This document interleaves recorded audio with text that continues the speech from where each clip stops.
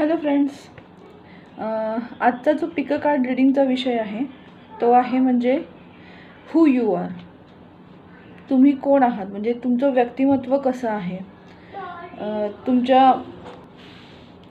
तर आज आपण बघणार आहोत तुमच्यामध्ये काही पॉझिटिव्ह गुण कोणते आहेत आणि तुमच्यामध्ये काही वीकनेसेस आहेत. ओके, तर ते आज आपण बघणार आहोत की तुमच्या चांगल्या बाजू कोणत्या आहेत आणि कुठल्या बाजूवर तुम्हाला वर्क करायचं आहे, त्यासाठी काय करावं लागेल.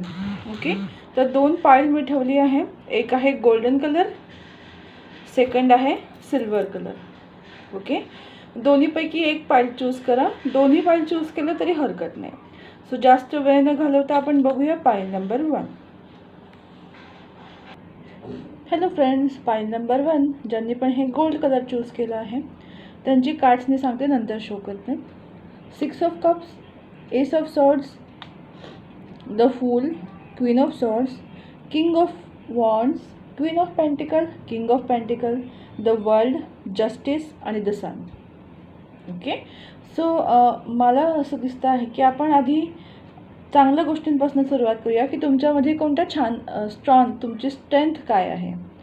तर 6 ऑफ कप्स म्हणजेच काय की तुम्ही तुमच्यामध्ये एक इनर चाइल्ड आहे, म्हणजे एक तुम्ही चाइल्डिश आहात. म्हणजे आपण बोलतो ना की कुठल्याही गोष्टीमध्ये तुम्ही ह्युमर आणू शकता. एक विनोदी वृत्ती आहे तुमच्यामध्ये आणि बालिश वृत्ती आहे की असं जरी तुम्ही एजने मॅच्युअर असला, सगळ्या गोष्टी माहिती असल्या, तरी तुम्ही तुमचा इनर चाइल्ड जो आहे तो तुम्ही तसाच मेंटेन केला आहे. आणि मला हे कार्ड हे पण सांगतं की तुमचं जे बालपण आहे ते खूप छान गेलेलं आहे, आनंदामध्ये गेलं आहे आणि सुखी गेलेलं आहे.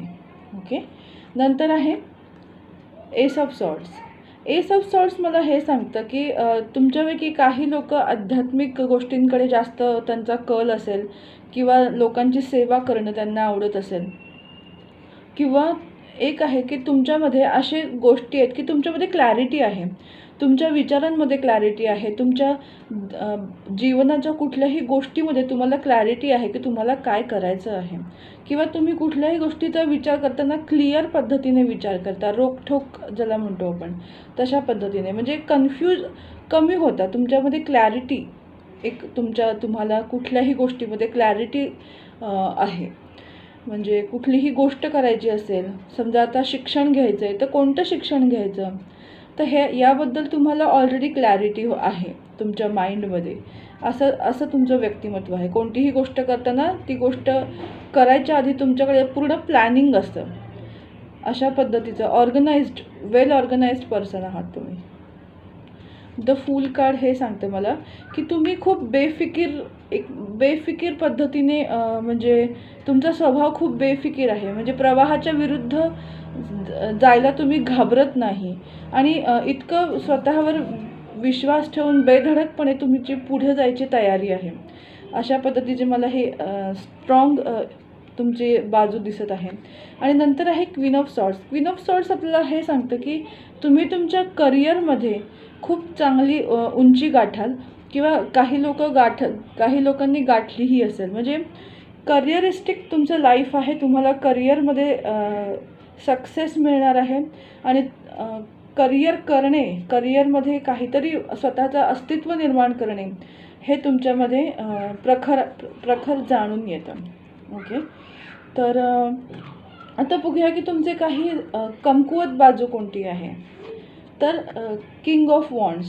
ओके, तर ह्याच्या 2-3 गोष्टी आहेत, त्या प्रत्येकाला मॅच होतील असं नाही. तुम्ही असं नका समजू की मी एकाच व्यक्तीबद्दल सांगते.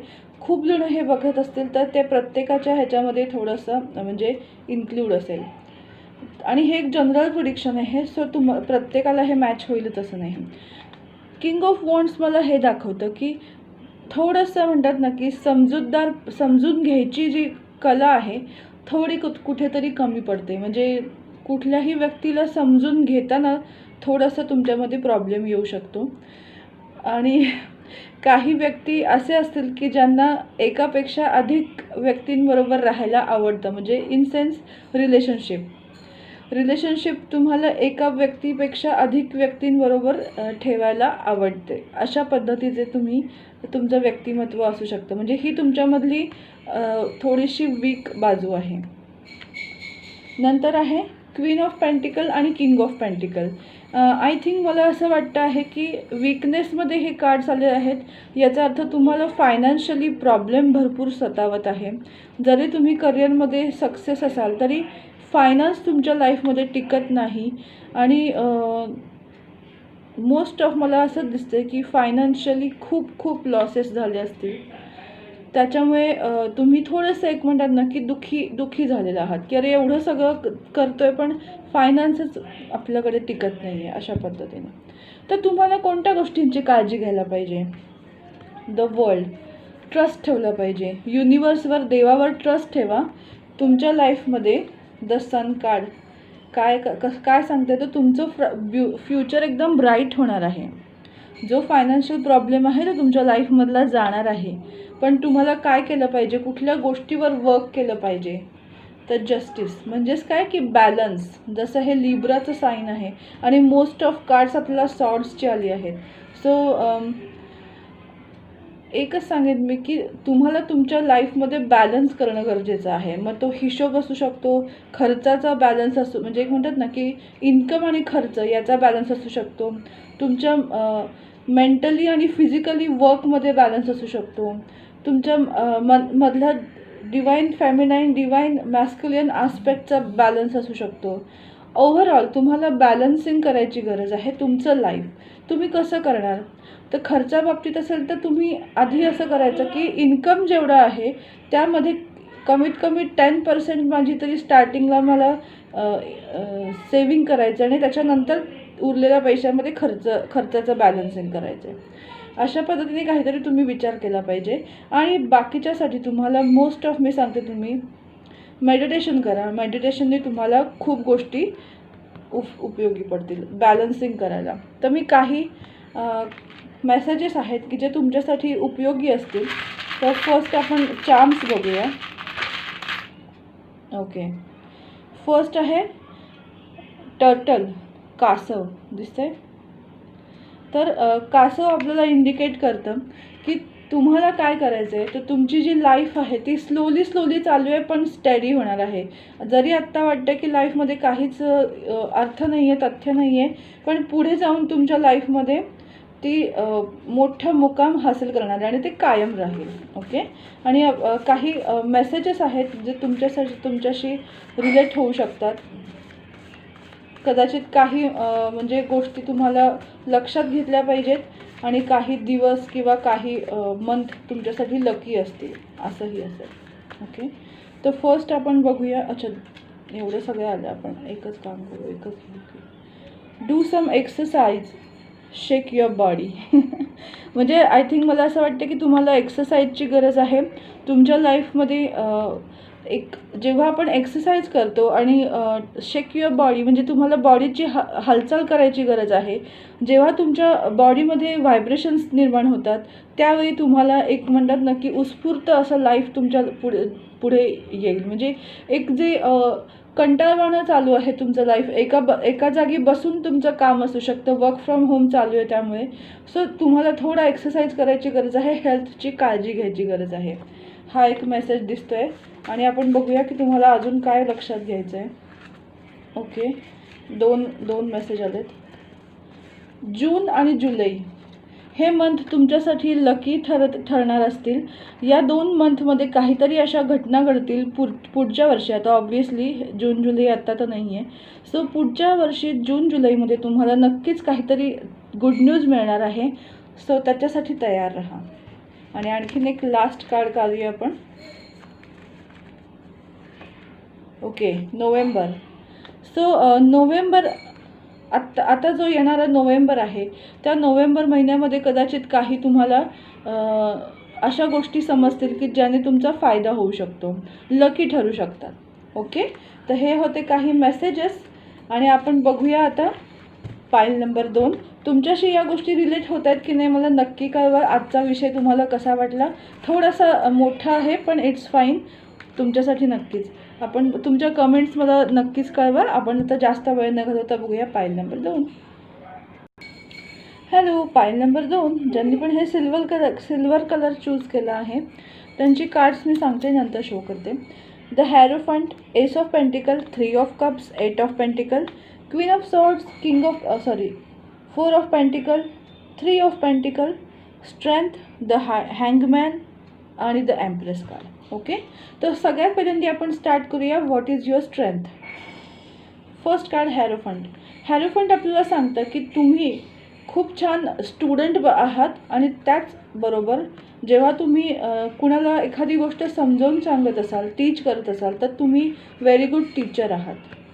सो तुम्हाला टीचिंगचं काम जास्त चांगलं जमतं. तुम्ही लोकांना छान ॲडवाईस देऊ शकता की ज्याच्यामुळे लोकांचं चांगल्या गोष्टी होतात त्यांच्या लाईफमध्ये आणि प्रत्येक व्यक्ती तुम्हाला तसं मानतो की you are a good advisor, you are a good teacher. Okay. Ace of pentacle. Ace of pentacle हे सांगतं की तुमच्या लाईफमध्ये भले कसाही म्हणजे आत्तापर्यंत तुमचं लाईफ जे चाललं आहे त्यामध्ये तुम्हाला जेवढा पैसा हवा आहे तेवढा पैसा तुम्हाला नक्कीच मिळालेला आहे. म्हणजे असं नाही म्हणणार की खूप भरपूर पैसा आहे, पण जेवढी गरज आहे तेवढं तुम्हाला नक्कीच मिळतं. आणि हे सगळं एक म्हणतात ना की देवाची तुम्हाला तेवढा आशीर्वाद आहे की तुम्हाला कधीही पैशाची गरज पडली तर कुठून ना कुठून तरी तुम्हाला नक्कीच मदत मिळते आणि तुमच्या लाईफमध्ये तुम्ही समृद्ध जीवन नक्कीच जगू शकता. ओके. नंतर आहे 3 ऑफ कप्स. याचा अर्थ हा होतो की तुमच्या लाईफमध्ये तुम्ही फ्रेंड्स सर्कलना जास्त म्हणजे इम्पॉर्टन्स, तुमच्या लाईफमध्ये फ्रेंडशिपला जास्त इम्पॉर्टन्स आहे. तुम्हाला असं वाटतं कोणत्याही नात्यामध्ये फ्रेंडशिप असेल तर प्रत्येक काळ हा सेलिब्रेशनचा असू शकतो आणि तुम्हाला फ्रेंड्सबरोबर हँगआउट करायला आवडतं, पार्टीजमध्ये जायला आवडतं. आता हालाकी आपण मराठी लोकांकडे पार्टी नसते, पण आपण म्हणतो get together. Okay. So get together करायला तुम्हाला खूप आवडतं आणि मोस्ट ऑफ तुम्ही खूप मेहनती लोक आहात, कष्ट करणारी व्यक्ती आहात. तुम्हाला मेहनत घ्यायला लाज वाटत नाही. कुठलीही इच्छा तुमची असेल आणि ते पूर्ण करण्यासाठी तुम्ही कितीही मेहनत घेऊ शकता. अशा पद्धतीचे तुमचे काही स्ट्रॉंग पॉईंट आहेत. तर आपण बघूया की काही weakness. Obviously no one can perfect. Queen of swords. Okay. Queen of swords काय दर्शवतं की हे जेव्हा तुमच्या विकनेसेसमध्ये येतं त्यावेळी तुम्हाला लक्षात घेतलं पाहिजे की तुम्हाला तुमचा स्टँड घेता आला पाहिजे. जिथं तुम्हाला वाटतंय की समोरच्या व्यक्तीला ठणकावून सांगायचं की हे बरोबर नाही, त्यावेळी तुम्हाला तसं वागलं पाहिजे. जिथे म्हणतात ना की नो म्हणता आलं पाहिजे, नाही म्हणता आलं पाहिजे.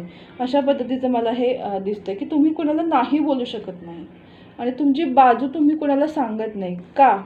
तर तुम्ही तुमच्या गोष्टी खूप मनात ठेवता. कितीही प्रॉब्लेम आले तरी प्रत्येक गोष्ट तुम्ही मनामध्ये ठेवता. तुम्ही एक्सप्रेसिव्ह कमी आहात. जरी तुमचं फ्रेंड सर्कल जास्त असलं तरी तुम्ही फ्रेंड सर्कलमध्ये म्हणजे असे तुम्ही व्यक्ती नाही आहात की प्रत्येक फ्रेंडला सांगत बसता की अरे मला हे दुःख आहे, मला ते दुःख. No, you are a happy go lucky. पण मनातनं तुम्ही खूप दुःखी आहात आणि चेहऱ्यावर नेहमी हसू असतं. अशा पद्धतीचं तुमचं व्यक्तिमत्व आहे. तर हा एक ड्रॉबॅक आहे की तुम्ही तुमच्या भावना एक्सप्रेस करत नाही. आणि 3 ऑफ पेंटिकल. तर मला असं या ठिकाणी असं दिसतंय की जर तुम्ही कोणत्याही गोष्टीमध्ये पार्टनरशिप करायला गेला, मोस्ट ऑफ फायनान्सच्या बाबतीमध्ये, तर तुम्हाला म्हणजे कुठलीही गोष्ट करायची आहे करिअरच्या बाबतीमध्ये जर तुम्ही कुठले पार्टनरशिप करत असाल तर तुमच्यासाठी ते कधीच लकी ठरलेली नाही आहे. आणि मला हे पण जाणवते की जर तुम्ही कुठल्या गोष्टीचं शिक्षण घेतलं असेल, म्हणजे जे तुम्ही शाळेमध्ये किंवा शाळा नाही, कॉलेजमध्ये ज्या शिक्षणामध्ये तुम्ही पदवी घेतली असेल किंवा एक विशिष्ट शिक्षण घेतलं असेल, ते तुमच्यासाठी उपयोगी नाही ठरलं. त्याच्याऐवजी तुम्ही वेगळ्याच फील्डमध्ये जॉब करत आहात किंवा वेगळ्याच फील्डमध्ये बिझनेस करत आहात. अशा पद्धतीचं मला हे दिसतंय. म्हणजे शिक्षणाचा तुम्हाला थोडक्यात उपयोग हा झाला नाही. असं म्हणणार नाही की शिक्षणाचा उपयोग नाही झाला. म्हणजे ज्या गोष्टी तुम्ही म्हणजे फॉर एक्झाम्पल जर तुम्ही डॉक्टरेट केली आहे आणि जर तुम्ही डॉक्टरीच्या क्षेत्रामध्ये नसून वेगळ्याच कोणत्या तरी क्षेत्रामध्ये गेला आहात किंवा इंजिनियर करून सुद्धा तुम्ही इंजिनिअरिंगमध्ये नसाल, त्याच्या रिलेटेड वेगळ्या डिपार्टमेंटमध्ये असाल, जसं हॉटेल मॅनेजमेंट केलं असेल आणि तुम्ही कुकिंगच्या क्षेत्रात नसून दुसऱ्याच क्षेत्रामध्ये आहे, कारण हॉटेल मॅनेजमेंटमध्ये फक्त कुकिंग नाही, त्यामध्ये भरपूर प्रकार आहेत. सो त्या पद्धतीने ओके. तर तुम्हाला नक्की काय केलं पाहिजे, तुमची जी सिच्युएशन आहे, अडकलेली सिच्युएशन, हँग झालेली आहे, त्यासाठी तुम्हाला त्यातनं बाहेर पडण्यासाठी तुमची स्ट्रेंथ म्हणजेच काय की तुमच्यामध्ये ज्या चांगल्या गोष्टी आहेत त्याचं तुम्हाला आकलन केलं पाहिजे, तुमची स्ट्रेंथ तुम्हाला वाढवली पाहिजे. आणि द एम्प्रेस कार्ड सांगतं की तुमच्यामध्ये जे क्रिएटिव्हिटी आहे त्यावर भर देऊन तुम्ही स्वतःचं लाईफ हे बेटर करू शकता. ओके, आपण बघूया एक चार्म. ओके, हे आहे ट्रान्सफॉर्मेशन. जेव्हा हे फक्त ट्रान्सफॉर्मेशन नाही आहे, हे जर तुम्ही बघितलं सिम्बॉल तर याच्यामध्ये खूप हार्ट्स आहेत आणि एक हार्ट खाली आहे, ट्रीचा आकार आहे आणि हार्ट्स भरपूर आहेत. ओके, तर मला असं वाटतं की तुम्ही लोकांना भरपूर प्रेम देता, पण प्रॉब्लेम हा आहे की तुमचं हृदय म्हणजे म्हणतात ना की तुमच्या मनामध्ये जो व्यक्ती आहे किंवा तुमच्या मनामध्ये जे काय चालू आहे हे कुणालाच कळू शकत नाही, असं होतं. म्हणजे तुम्ही नेहमी देता, पण तुम्हाला कोणाकडनं हवं तसं प्रेम हे मिळत नाही, त्यामुळे कदाचित तुम्ही खूप दुःखी होता आणि तुमच्या मनामध्ये या गोष्टी तशाच ठेवता. ओके, सो तसं करू नका. आपण बघूया काही मेसेजेस जे तुम्हाला उपयोगी आहेत, पडतील.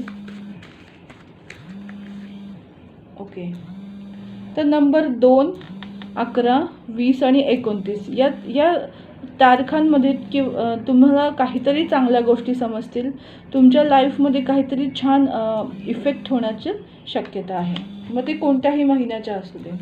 Okay okay, take care of your child. I think मला असं वाटतं की तुम्ही जर तुमच्यापैकी जर कोणी आईवडील असतील, म्हणजे मॅरिड कपल असतील, मॅरिड असाल आणि तुम्हाला जर चाइल्ड असेल तर चाइल्डची टेक केअर करणं खूप गरजेचं आहे, त्याच्याकडे लक्ष देणं खूप गरजेचं आहे. कदाचित कामामुळे तुम्ही तुमच्या मुलाकडे बघू शकत नसाल, मुलीकडे बघू शकत नसाल, तर तुम्हाला बघणं गरजेचं आहे. आणि विश फुलफिलमेंट, तुमची आत्ता हा काळ आला आहे की तुमची विश ही फुलफिल व्हायला, म्हणजे एक म्हणतात ना की तुमच्या ज्या इच्छा आहेत त्या आता पूर्ण होताना तुम्हाला दिसत आहे. आता एक लास्ट कार्ड बघूया आपण. ओके, जून. तर जून मला असं दिसतंय की पुढच्या जूनमध्ये तुमच्या लाईफमध्ये काहीतरी चांगले चेंजेस होताना दिसत आहे, किंवा कुठली तरी एक इच्छा तुमची पूर्ण होताना दिसत आहे, किंवा काहीतरी महत्त्वाचं या डेटला तुमच्या लाईफमध्ये घडेल, अशा पद्धतीचे काही मेसेजेस मला दिसत आहेत. सो तुम्हाला हा आजचा विषय आवडला की नाही मला नक्की कळवा. तुमचे रिव्ह्यूज किंवा तुमची प्रतिक्रिया माझ्यासाठी खूप महत्त्वाची आहे.